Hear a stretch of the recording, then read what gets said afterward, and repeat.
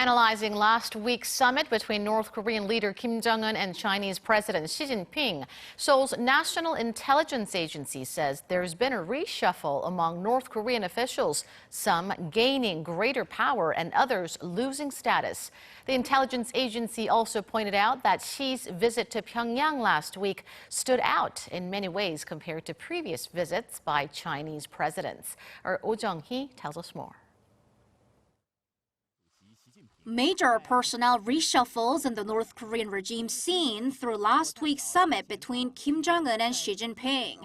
Speaking Tuesday to Lee Hye-hoon, the head of the Intelligence Committee at South Korea's National Assembly, officials from Seoul's National Intelligence Service said Kim Jong-un's sister, Kim Yo-jong, seems to have risen into the regime's leadership. They say that in a photo from the summit, she's standing in the same row as Jung-hee, president of the Presidium of the Supreme People's Assembly, and Lee Soo-yong, the vice chairman of the ruling Workers' Party.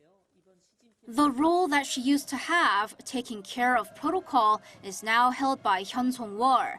Hyun is the leader of the North's Samjiyeon Orchestra and a trusted politician as well. She led working-level talks last year to arrange a concert in Pyongyang by South Korean artists. Last week, she was seen aiding North Korea's first couple.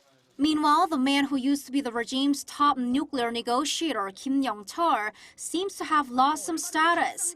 He appeared at the welcoming ceremony but did not take part in the summit talks.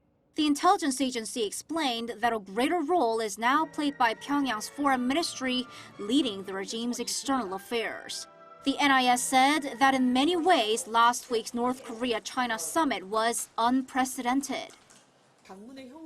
When Jiang Zemin or Hu Jintao visited the North, they defined it as an official friendly visit. But this time, they called it a state visit for the first time. The intelligence agency sees this as a way to depict their relations as those between normal states.